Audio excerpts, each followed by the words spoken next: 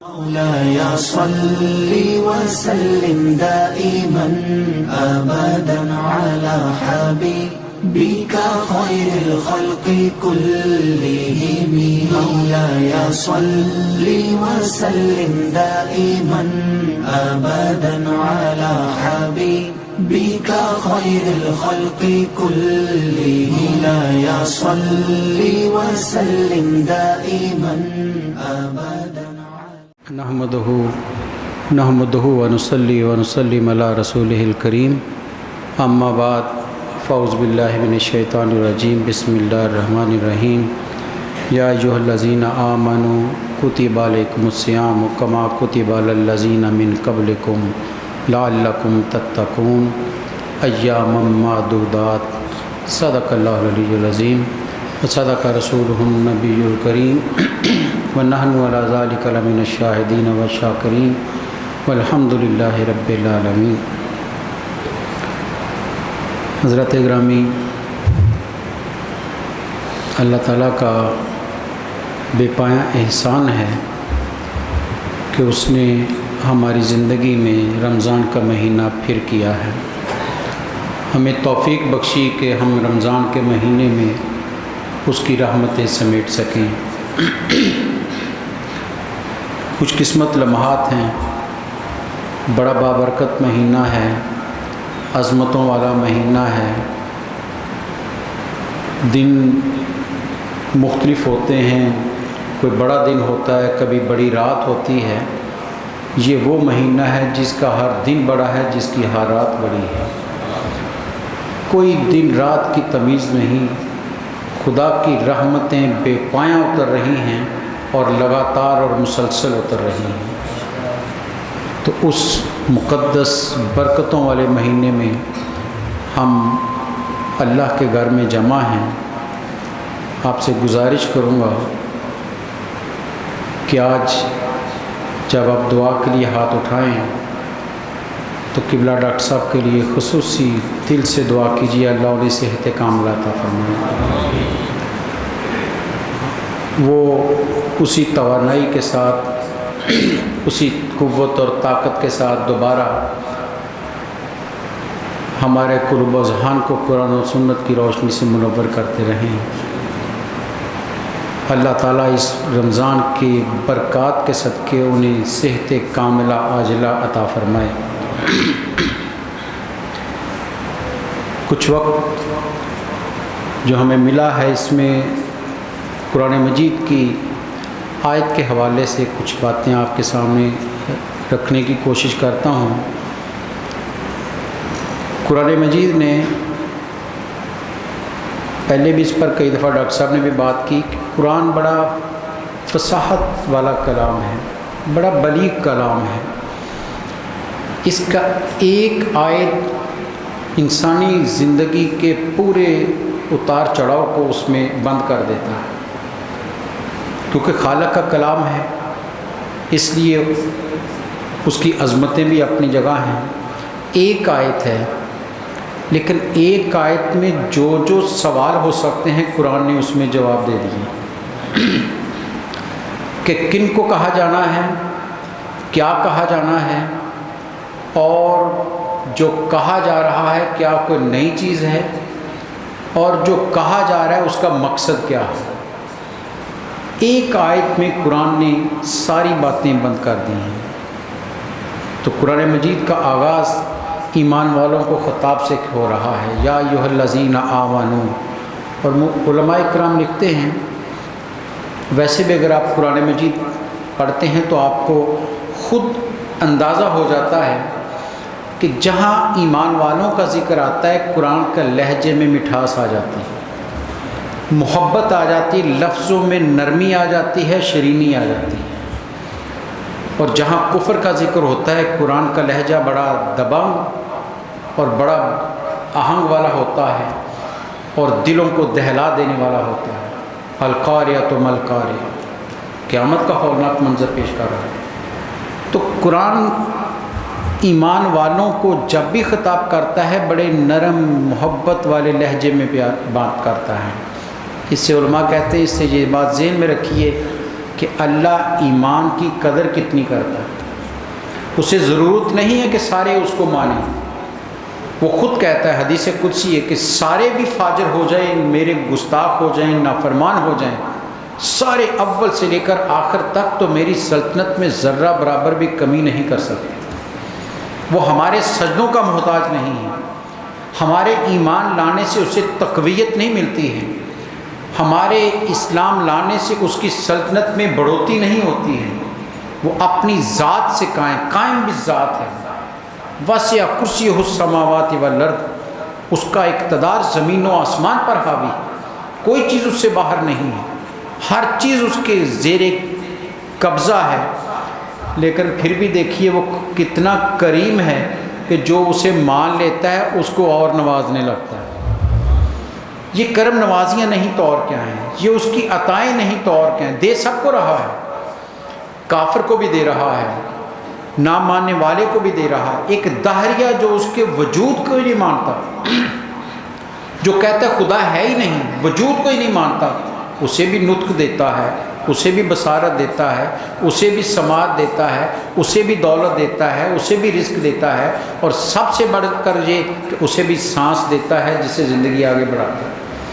لیکن ایمان والے کو بھی دیتا ہے۔ لیکن کہتا ہے تم جب مان لیتے ہو میری بات کو تو یہ نہ سمجھنا کہ تم نے احسان کیا ہے۔ قرآن مجید نے ایک جگہ ذکر کیا ہے اس کا کہ تم سمجھتے ہو کہ ایمان لا کر اللہ پر احسان کر رہے ہو اس کے رسول پر، تو ایسا نہیں ہے، بلکہ ایمان لا کر تم اپنے لیے فائدہ اٹھا رہے ہو، تم اپنا فائدہ کر رہے ہو۔ تو قرآن کہتا ہے یا ایھا الذین آمنو، اب جو ایمان والا ہے وہ خدا اس کو مخاطب کر رہا ہے، اے ایمان والو۔ اب ظاہر بات ہے جو بھی ایمان والا ہوگا وہ متوجہ ہو جائے گا، جس کے دل میں ایمان ہے وہ خدا کے آواز کی طرف لبیک کہے گا کہ باری تعالیٰ حاضر ہوں، کیا بات ہے۔ جو ایمان نہیں رکھتا اس کو خدا مخاطب ہی نہیں کر رہا، اسے بلا ہی نہیں رہا۔ تفریق پہلے جملے میں کر دی، پہلے لفظ میں کر دی کہ میں صرف ایمان والوں کو مخاطب کر رہا ہوں، جو ایمان والا نہیں ہے وہ اس بات کو بے شک نہ سنے۔ ایمان والے حاضر ہو گئے، یا اللہ حاضر ہیں، کیا کرنا ہے؟ فرمایا کتب علیکم الصیام، تم پر روزے لازم کر دیے گئے، صوم روزہ لازم کر دیا گیا ہے، فرض کر دیا، کاتبہ لکھ دیا گیا ہے، تقدیر میں لکھا گیا ہے، فرض ہو چکا ہے۔ اب انسان گھبرا جاتا ہے، اور علماء کہتے ہیں، مفسرین کرام میں لکھا ہے کہ جتنی عبادات ہیں روزہ آسان نہیں ہے۔ ہم تو کہتے ہیں صبح سے شام تک صرف بھوک ہے، کھانا پینا چھوڑنا ہے، علماء کہتے ہیں روزہ یہ نہیں ہے، فقط روزہ یہ ہے کہ صرف کھانا پینا ہی نہ چھوڑا جائے، اپنے پورے وجود کو اللہ کے سامنے جھکا دیا جائے، زبان غلط نہ بولے، کان غلط نہ سنیں، نظر غلط نہ اٹھے، ہاتھ غلط نہ بڑھیں، قدم غلط محفل کی طرف نہ جائیں، ذہن غلط نہ سوچے۔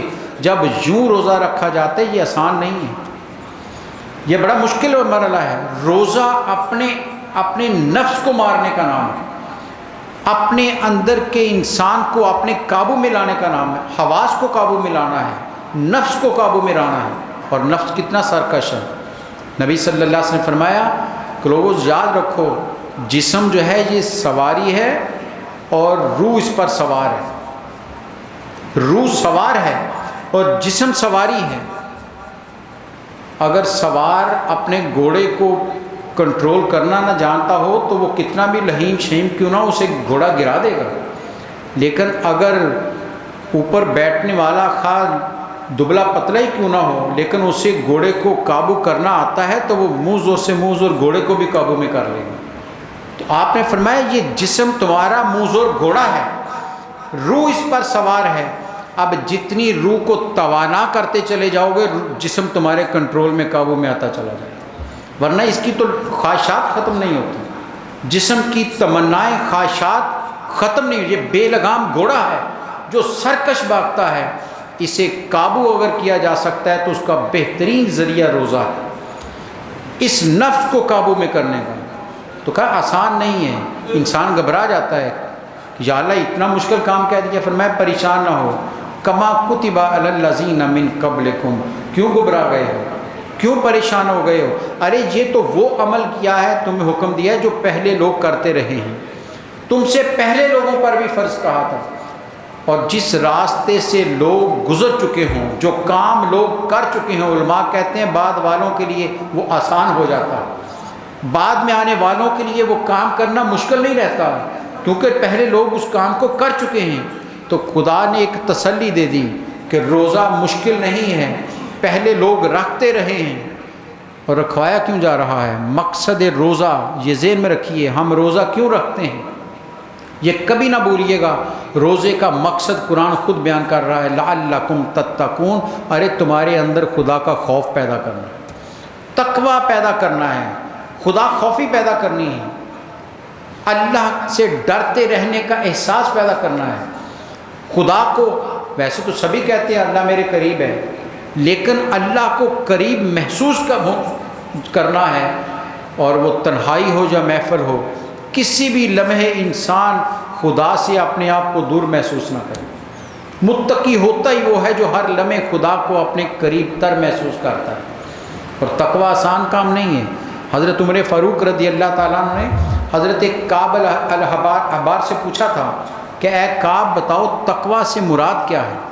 عمر فاروق پوچھ رہے ہیں، تو حضرت کعب نے کہا اے عمر کبھی خاردار جھاڑیوں کے راستے سے گزرے ہو؟ کہا کئی دفعہ گزرے ہیں، عرب کے صحرا میں خاردار جھاڑیاں ہی تو ہیں، چاروں طرف بکھری ہوئی ہیں، ان کے درمیان سے گزرتے ہیں۔ تو حضرت کعب نے پوچھا کیسے گزرتے ہو؟ تو حضرت عمر نے کہا اپنے لباس کو سمیٹ لیتا ہوں، ادھر سے بچاتا ہوں، ادھر سے بچاتا ہوں، کانٹا ادھر سے نہ لگ جائے، ادھر سے نہ لگ جائے، بڑی احتیاط سے گزرتا ہوں۔ تو حضرت کعب نے کہا عمر یہی تقویٰ ہے۔ دنیا کے اس نظام میں، اس زندگی میں شیطنت کے، بدی کے، گناہ کی خاردار جھاڑیاں بکھری ہوئی ہیں، تم اپنے دامن کو صاف بچا کر گزر جاؤ تو متقی ہو جاؤ گے۔ تقوی ہر لمحے اپنے وجود کو گناہوں سے پاک رکھنے کا نام ہے، کسی بھی لمحے کوئی داغ نہ لگے اس وجود پر۔ یہ مشکل ترین کام ہوتا ہے، لیکن قرآن کہتا ہے روزہ اس کا جو ہے وہ بہترین ذریعہ بنتا ہے۔ روزہ خدا کے قریب تر جانے کا ایک ذریعہ بنتا ہے، اور ہوتا ہے یا نہیں؟ لیکن انسان اکیلا کمرے میں ہو، کوئی بھی آنکھ دیکھ نہ رہی ہو، پیاس کی شدت بھی ہو، ہر چیز اس کے کمرے میں موجود ہو، تو بتائیے کون سی قوت ہے جو اس کو روک رہی، اس کا ہاتھ آگے نہیں بڑھنے دے رہی؟ کون سا احساس ہے کہ اس کا ہاتھ نہیں بڑھتا؟ یہ خدا کو قریب تر محسوس کرنے کا جذبہ ہے۔ وہ سمجھتا ہے کہ خدا میرے قریب تر ہے اس لیے ہاتھ نہیں بڑھاتا۔ روزہ خدا کے قریب تر کر دیتا ہے۔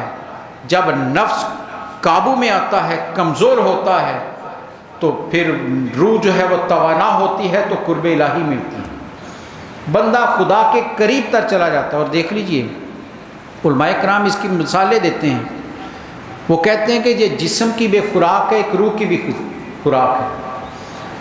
ہم اس جسم کی خوراک کا بڑا اہتمام کرتے ہیں، اچھے سے اچھا کھانا ملے، اچھے سے اچھا پینا ملے، مشروب اچھا ہو، کھانا اچھا ہو، بر وقت ملے تاکہ جسم مضبوط ہو۔ علماء کہتے ہیں اس کی بڑی ہم کیئر کرتے ہیں، بڑا اس کا دھیان رکھتے ہیں، لیکن ہوتا کیا ہے؟ وہ کہتے ہیں جتنا تم پیٹ بھر کر کھانا کھاتے ہو تم پر اتنی ہی سستی طاری ہو جاتی ہے۔ شیطان کا غلبہ آتا ہے، کاہلی ڈال دیتا ہے، سستی ڈال دیتا ہے، انسان کو کہلنے کو دل نہیں کرتا، لیٹا رہوں، آرام کروں۔ جب جسم توانا ہوتا ہے، اس کی خوراک پوری مل جائے تو پھر یہ کام کرنے سے جی چراتا ہے۔ اس سے کیا ہوتا ہے؟ کوئی بات نہیں، نماز پڑھ لیں گے، ابھی بڑا وقت پڑا ہے، ابھی فلاں مسجد میں رہتا ہے ٹائم، ابھی ایک اذان ہوئی ہے اور رہتی ہے۔ پھر وہ بہانے سازی کرتا ہے اور روکتا ہے کہ کوئی بات نہیں، بڑا وقت ہے، ابھی پھر کر لیں گے، توبہ کرنے کے لیے بڑا ٹائم پڑا ہے، فلاں وقت جا کر اللہ سے معافی مانگ لیں گے۔ وہ پھر انسان کو سستی کی طرف لے جاتا ہے، خدا سے دور کرتا ہے۔ لیکن جب جسم کی خوراک کو انسان کم کرتا ہے اور روح کی غذا کو بڑھاتا ہے تو اس کے اندر عبادت کا جذبہ بڑھتا ہے۔ روزہ اس کی آپ کے سامنے مثال ہے، کہاں 5 نمازیں پڑھنی مشکل تھیں، کہاں رات کو تراویح میں بھی کھڑے ہیں۔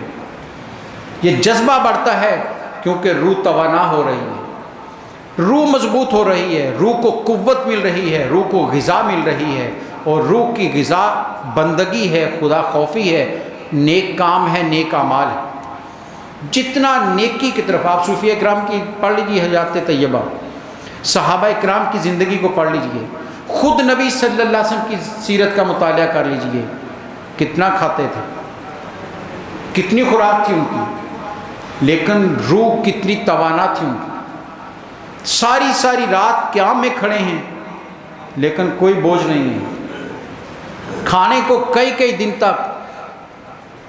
بڑی ایک عجیب روایت یاد آئی، مختلف سیرت نگاروں نے اس کو لکھا ہے، چونکہ آج دن بھی حضرت سیدہ کائنات کا ہے تو انہی کے حوالے سے ایک بڑا خوبصورت ہے کہ شام کو سیدہ نے کھانا تیار کیا تو 4 روٹیاں بنائیں، ایک مولا علی کو دی، ایک حضرت امام حسن کو، ایک امام حسین کو، ایک خود لے لی۔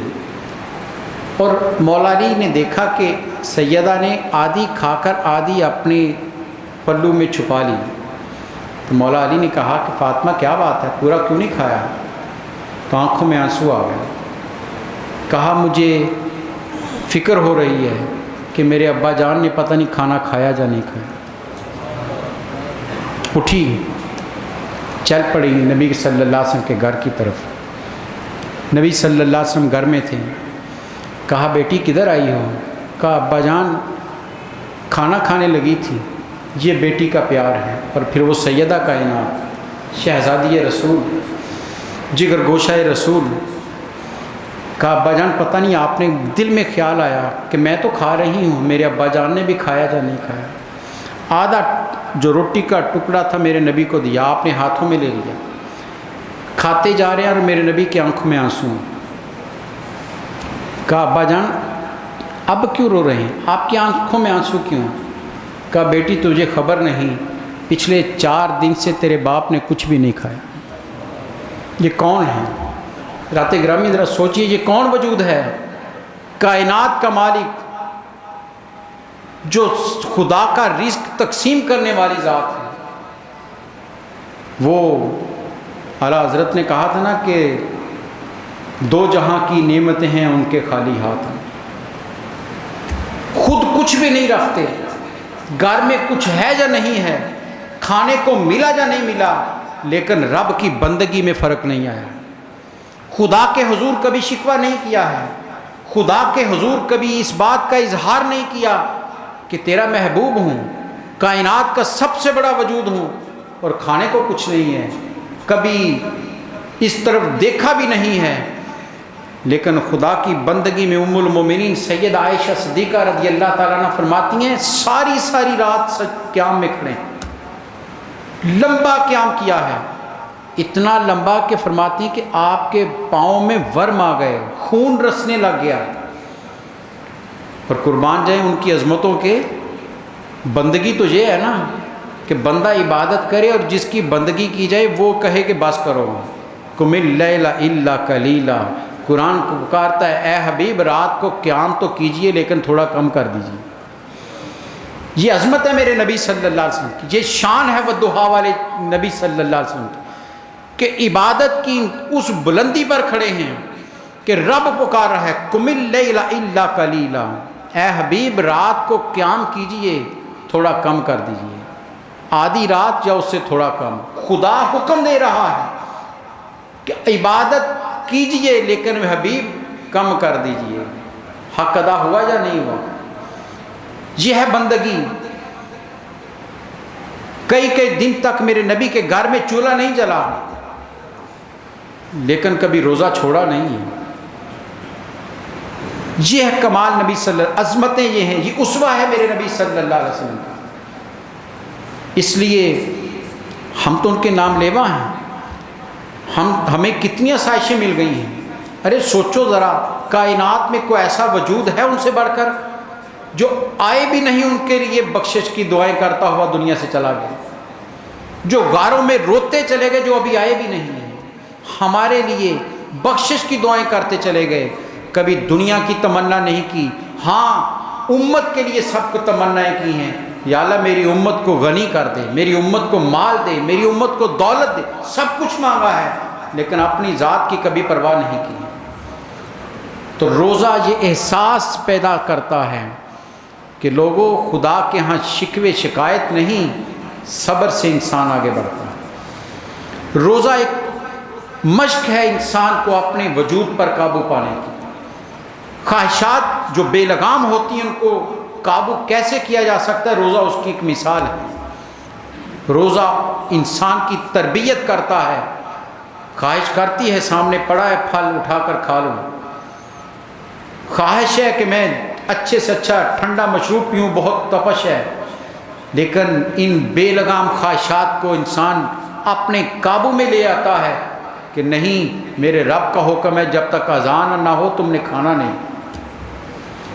بندگی اور کس چیز کا نام ہے؟ بندگی خدا کے حکم کو مان لینے کا نام ہے۔ جہاں اس نے کہا کرو وہ کرے، جہاں اس نے کہا رک جاؤ وہاں رک جائے، یہی بندگی ہے، اور روزہ اس کی بہترین مثال ہے۔ فرمایا یہاں تک کھاؤ، انسان کھاتا ہے۔ نبی صلی اللہ علیہ وسلم کے بارے میں کہ سحری کے وقت لقمہ ہاتھ میں لے کر آسمان کی طرف نظر اٹھا کر دیکھتے رہتے تھے کب فجر طلوع ہوتی ہے اور کھانا چھوڑ دیتے تھے، آخری لمحے تک کھاتے، جیسے ہی فجر کی طلوع ہوتی تھی کھانا چھوڑ دیتے تھے، ہاتھ میں پکڑا ہوا لقمہ واپس آ جاتا ہے، اور دوسری طرف دسترخوان بچھا ہوا ہے، انواع و اقسام کے پھل اور چیزیں پڑی ہوئی ہیں، نعمتیں، لیکن ہاتھ نہیں بڑھ رہا۔ ارے کیوں نہیں بڑھ رہا؟ میرے رب کا حکم ابھی ملا نہیں۔ روزہ خدا کی بندگی کا بہترین انسان کو ایک پیغام دے کر جاتا ہے کہ لوگوں یوں زندگی بسر کی جاتی ہے، خوف خدا یوں رکھا جاتا ہے کہ نہ کھاتے ہوئے ہاتھ سے بڑھے اور نہ کبھی عبادت کرتے ہوئے انسان تجاوز کرے۔ دونوں طرف پابندی ہے، دونوں طرف انسان کو خدا کے حکم کو ماننا ہے۔ تو روزہ ہمیں یہ احساس دے کر جاتا ہے کہ لوگوں کوئی ہے جو دیکھ رہا ہے، کوئی ہستی، کوئی ذات ہے جس کی نظر میں ہم ہیں، اور اسی کی بندگی اختیار کرو۔ کتنا کرم ہے۔ نبی صلی اللہ علیہ وسلم فرمایا، آپ نے فرمایا عام دنوں میں جو تم ایک نفل ادا کرتے ہو، نفلی کام کرتے ہو، فرمایا وہی نفل تم رمضان میں کرتے ہو، اللہ فرض کے برابر اجر دیتا۔ عمل وہی ہے، کام وہی ہے، لیکن اجر بڑھ گیا۔ فرمایا جو عام دنوں میں تم فرض ادا کرتے ہو، وہی فرض تم رمضان میں ادا کرو، اللہ 70 گنا زیادہ اجر دیتا۔ کام وہی کیا ہے، عمل وہی کیا ہے، لیکن اجر بڑھ گیا۔ رب کی رحمتیں بے پایاں اترتی ہیں۔ کیوں؟ انسان اپنے اندر خدا کی صفات کو پیدا کرتا ہے۔ رب کھاتا پیتا نہیں، لا تأخذہ سنۃ ولا نوم، اسے اونگ بھی نہیں آتی، نیند بھی نہیں آتی۔ مومن رمضان میں رات کو بستر چھوڑ کر خدا کے حضور کھڑا ہوتا ہے، نیند قربان کرتا ہے۔ خدا کھانے پینے سے بے نیاز ہے، مومن سارا دن کھانا پینا چھوڑتا ہے، رب کے انوارات پھر اس کے اندر اترتے، تجلیات اترتی ہیں، خدا کی رحمتیں اس کے اندر اترتی ہیں، برکتیں اس کے اندر اترتی ہیں، اور پھر وہ برکتیں اور رحمتیں انسان کو اتنا بلند مقام دے دیتی ہیں کہ میرے نبی صلی اللہ علیہ وسلم فرمایا، آپ جانتے ہیں کہ کہیں بھی پروگرام ہوتا ہے آپ دیکھتے ہیں کہ انسان کہتے ہیں یہ راستہ ہے جہاں سے ہر آنے جانے والا جو بھی چاہے ادھر سے آئے، عوام کے لیے یہ راستہ ہے، لیکن خواص کے لیے ایک الگ راستہ بنایا جاتا ہے، ان کے لیے علیحدہ دروازہ ہوتا ہے، علیحدہ استقبال کیا جاتا ہے، ان کا راستہ الگ کیا جاتا ہے کہ مہمان خصوصی ہے، بڑے لوگ ہیں۔ نبی صلی اللہ سے فرمایا لوگوں جانتے ہو جنت کے دروازوں میں سے ایک دروازہ باب الریان جو ہے وہ خاص روزہ دار کے لیے اللہ نے بنایا، فرمایا وہاں سے کوئی اور نہیں گزرے گا، فرمایا فرشتہ پکارے گا روزے دار کھڑے ہو جاؤ، آپ نے فرمایا فرشتہ کہے گا روزے داروں کھڑے ہو جاؤ، روزے دار کھڑے ہو جائیں گے، فرمایا ان سے کہا جائے گا اس دروازے سے اندر آ جاؤ، جنت میں چلے جاؤ، الگ راستے سے، دوسرے راستے سے تم جنت میں چلے جاؤ، فرمایا چلے جائیں گے، فرشتہ پھر پکارے گا کہ روزہ دار جو ہیں وہ کھڑے ہو جائیں، فرمایا کچھ اور ہوں گے وہ بھی کھڑے ہو جائیں گے، کہا جائے گا تم اس راستے سے چلے جاؤ، فرمایا جب روزہ دار اس دروازے سے گزر جائیں گے تو آپ نے فرمایا وہ دروازہ بند کر دیا جائے گا، کسی اور کو ادھر سے گزرنے کی اجازت نہیں ہو۔ یہ خاص استقبال نہیں تو اور کیا ہے، یہ خاص ویلکم نہیں تو اور کیا ہے، کہ جنت میں بھی رب نے الگ سے راستہ رکھا ہے کہ تو نے میرے لیے، تو نے مجھے دیکھا نہیں، تو تیری آنکھ مجھے دیکھ نہیں سکی ہے، ان دیکھے میرا حکم آنا ہے، اس لیے آؤ اس دروازے سے۔ اور دوسری طرف میرے نبی صلی اللہ علیہ وسلم فرمایا للصائم فرحتان، فرمایا روزہ دار کو دو فرحتیں، دو خوشیاں ملتی ہیں، دو خوشیاں ہیں روزہ دار کے لیے۔ پوچھا یا رسول اللہ کون کون سی؟ فرمایا ایک عند الافطار، ایک افطاری کے وقت اسے خوشی ملتی ہے، راحت ملتی ہے کہ میں نے فرض ادا کر دیا، جو ذمہ داری تھی وہ ادا ہو گئی، کام مکمل ہو گیا، خوشی ہوتی ہے، راحت ہوتی ہے۔ پوچھا یا رسول اللہ دوسری؟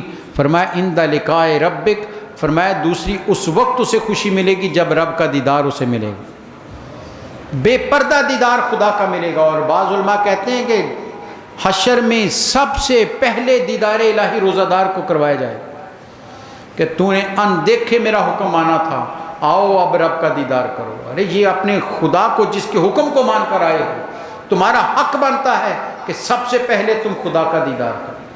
کتنی بڑی شان ہے، کتنا بڑا مرتبہ ہے روزہ دار کا۔ اور نبی روزہ طاقت کتنی رکھتا ہے، نبی صلی اللہ علیہ وسلم نے فرمایا، بخاری کی حدیث ہے، من صام رمضان ایمانا واحتسابا غفر له ما تقدم من قبل او کما قال، فرمایا جس نے ایمان کے ساتھ اللہ کو مانتے ہوئے اور اللہ سے اجر کی امید رکھتے ہوئے ایک بھی روزہ رمضان کا رکھا، اللہ پچھلے سارے گناہ معاف کر دیتا۔ لیکن دوسری حدیث بھی سامنے رکھیے گا، خوشخبری بھی دی ہے تو وعید بھی دی ہے۔ حدیث ہے نبی صلی اللہ علیہ وسلم مسجد میں تشریف لائے، ممبر پر جلوہ گر ہونے لگے، آپ نے پہلی سیڑھی پر پاؤں رکھا، فرمایا آمین، دوسری پر پاؤں رکھا، فرمایا آمین، تیسری پر پاؤں رکھا، فرمایا آمین۔ صحابہ اکرام نے عرض کی یا رسول اللہ صلی اللہ علیہ وسلم دعا مانگنے والا تو کوئی بھی نہیں، آمین کس کے لیے؟ فرمایا تمہیں خبر نہیں میرے ممبر کے ساتھ جبریل کھڑا دعا مانگ رہا ہے۔ ارے جن کے ممبر کے ساتھ دربار کی حیثیت سے جبریل کھڑا ہو، ان کی شان کا کون اندازہ کر سکتا؟ جبریل دعا مانگ رہا ہے۔ فرمایا اس نے کہا یا اللہ جس نے زندگی میں رمضان کا مہینہ پایا اور اپنے گناہوں کو بخشوایا نہیں، اے اللہ تو اسے اپنی رحمت سے دور کر دے، یہ جبریل کہہ رہا ہے۔ اور آپ نے فرمایا میں نے اس پر کہا ہے آمین۔ کتنی سخت روایت ہے، میرے نبی کی زبان سے نکلا ہوا جو جملہ ہے وہ تقدیر بنتا ہے، لفظ نکل جائے وہ تو بہت بڑی بات ہے۔ ارے یہ وہ وجود ہے کہ دل میں خیال آئے رب قبلہ بدل دیتا ہے۔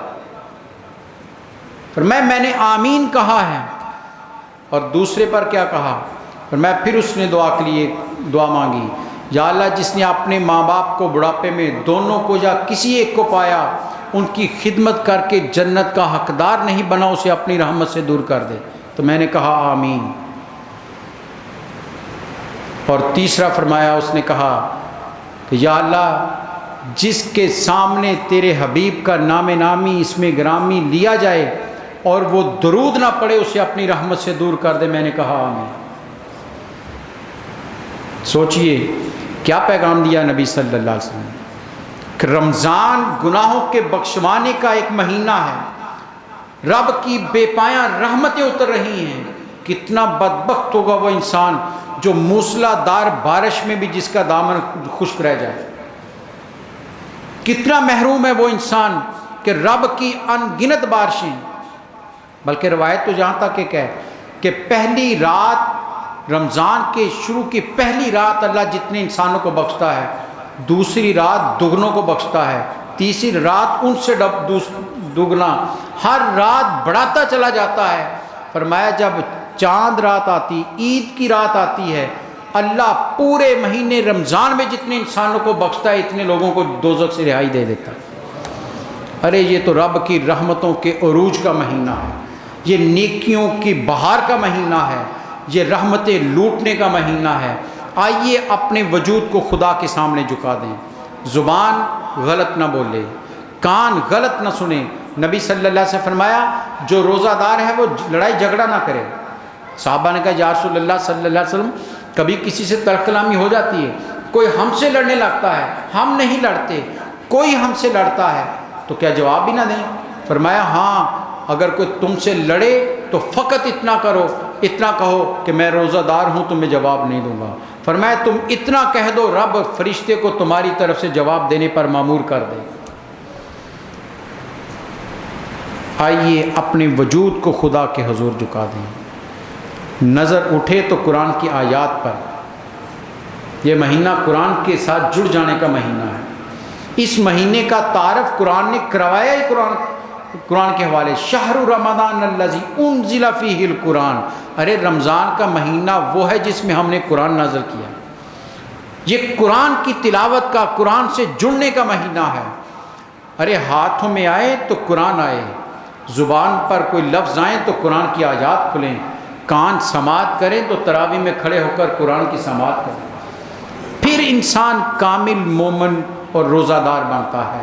اور ایسے روزہ دار کے لیے میرے نبی صلی اللہ علیہ وسلم کی حدیث ہے، آپ نے فرمایا جب رمضان گزرتا ہے، مومن جس نے رمضان کے روزے رکھے ہیں، فرمایا یوں ہو جاتا ہے جیسے آج دنیا میں جنم لیا ہو، کوئی گناہ اس پر نہیں رہتا، سب گناہ معاف ہو جاتے ہیں۔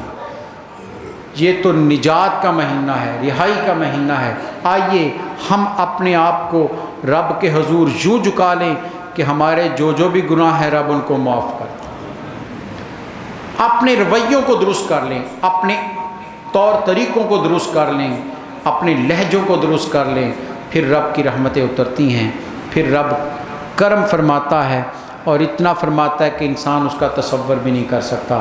نبی صلی اللہ علیہ وسلم نے فرمایا رمضان کا روزہ کسی کا رہ جائے، عمدن کسی نے چھوڑ دیا، فرمایا ساری زندگی بھی وہ روزہ رکھتا رہے، رمضان کے روزے کے برابر نہیں پہنچ سکتا،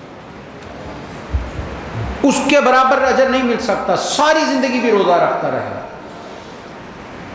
صرف 2 افراد کو چھوٹ دی ہے قرآن نے، ایک بیمار کو اور دوسرا مسافر، اور بیمار بھی وہ جس کی بیماری کے بڑھنے کا خطرہ ہو وہ روزہ چھوڑ سکتا ہے، اور مسافر وہ جسے شرعی طور پر مسافر کہا جاتا ہے، تقریباً آج کل کے زمانے میں 92 کلومیٹر کا سفر ہو جس کا، وہ مسافر شرعی مسافر مانتا ہے، وہ روزہ چھوڑ سکتا ہے۔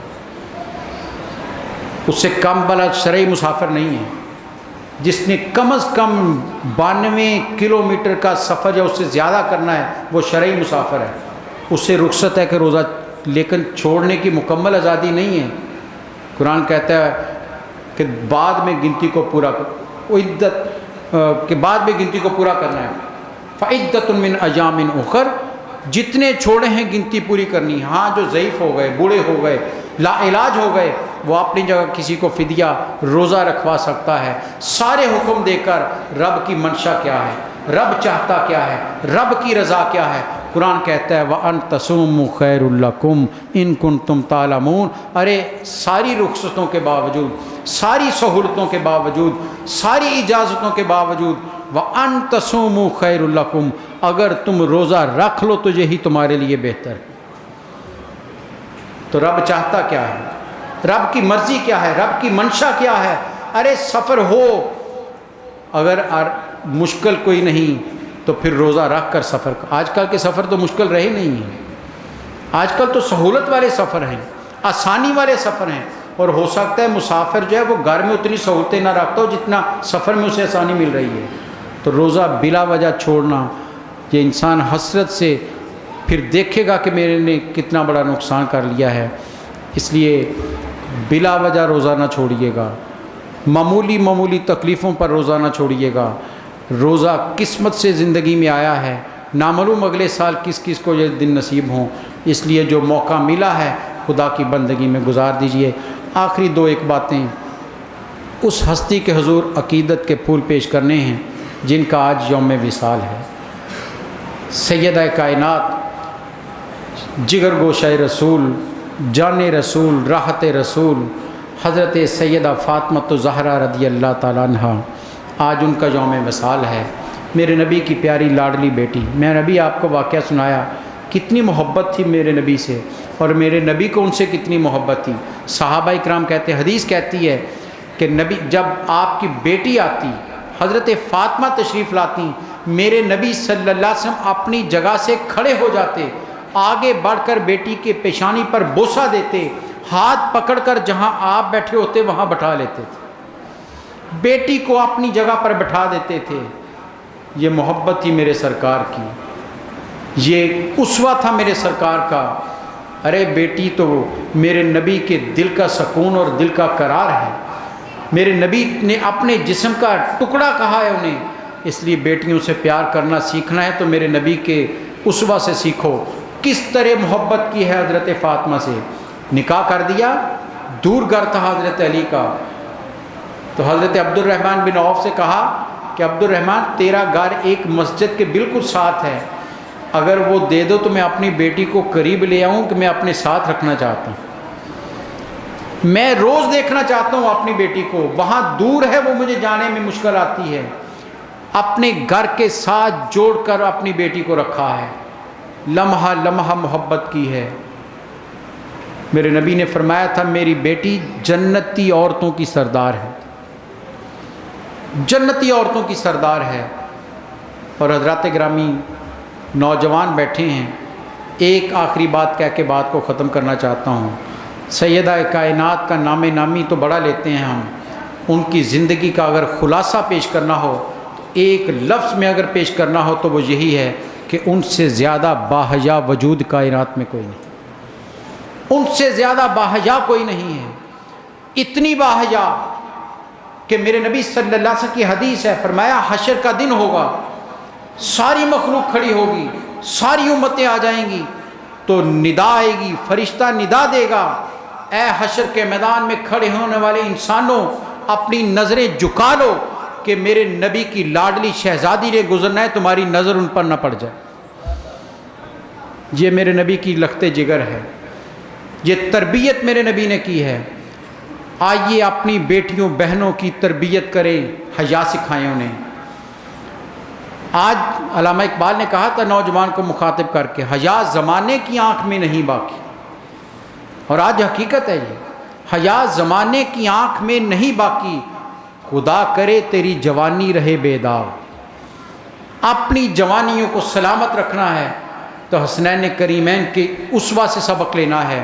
ماؤں بہنوں بیٹیوں نے اگر عزت لینی ہے تو اسوہ حضرت فاطمہ تو زہرا کا لینا ہے، پھر زندگیاں آسان ہوں گی، پھر ان کا کرم اترے گا، پھر ان کی راحتیں آئیں گی۔ اور آخری بات، کبھی شکوہ نہیں کیا ہے، گلہ نہیں کیا ہے، گھر میں کھانے کو ملا یا نہیں ملا، لیکن کبھی زبان سے شکایت نہیں کی ہے۔ صابرہ اتنی تھی اور عبادت گزار اتنی، ہر وقت خدا کے حضور عبادت کرنے والی۔ اللہ تعالی ہمیں ان سے اپنی نسبتیں قائم رکھنے کی توفیق عطا فرمائے۔ یا رب العالمین، میرے نبی کی لاڈلی بیٹی کی طہارت کا صدقہ امت مسلمہ کی بچیوں کو حیا اور ان کی عفتوں کی حفاظت فرما۔ آج بہت برے حالات ہیں، دعا کیجئے فاطمہ الزہرا کے دامن کو تھام کر کہ گھروں کی عزتیں محفوظ رہیں۔ دعا مانگیے آج حضرت حسنین کریمین کے دامن کو تھام کر کہ جوانوں کی جوانیاں بے داغ رہیں۔ زمانہ بہت برا ہو چکا ہے، لیکن حضرات گرامی برا کہہ کر اپنی جان نہیں چھڑائی جا سکتی، ہمیں کچھ کرنا پڑے گا۔ یہ ہستیاں ہمارے سامنے اسوہ ہیں، نمونہ ہیں، آئیے ان کے دامن کو تھامیں اور ان کی اسوہ پر چلیں، گھروں میں ان کی زندگی پڑھ کر بچیوں کو سنائیں، ان کی سیرت کا مطالعہ کروائیں، ایک ایک لمحہ بچوں کو پڑھائیں کہ کیسے زندگی بسر کی ہے، کہ جب جنازے کا وقت آیا آخری لمحہ تو بیٹوں سے کہا کہ میرا جنازہ رات کی تاریکی میں لے کر جانا، کوئی میرے قد و قامت میں نہ جان سکے۔ یہ ہے وہ خاتون جنت، میرے نبی کے دل کا قرار، میرے نبی کے جسم کا حصہ، فاطمہ تو بدعۃ منی او کما قال، میرے جگر کا ٹکڑا ہے۔ اللہ تعالیٰ ان کی قبر پر ہزارہ رحمتیں نازل فرمائے، ہماری نسبتیں ان سے جڑی رہیں اور اسی نسبت کے سے ہم اپنی زندگیوں کو بھی بہتر کر سکیں۔ اللہ تعالیٰ سب کو رمضان کی برکات سمیٹنے کی توفیق عطا فرمائے۔ مولاي صل وسلم دائما أبدا على حبيبك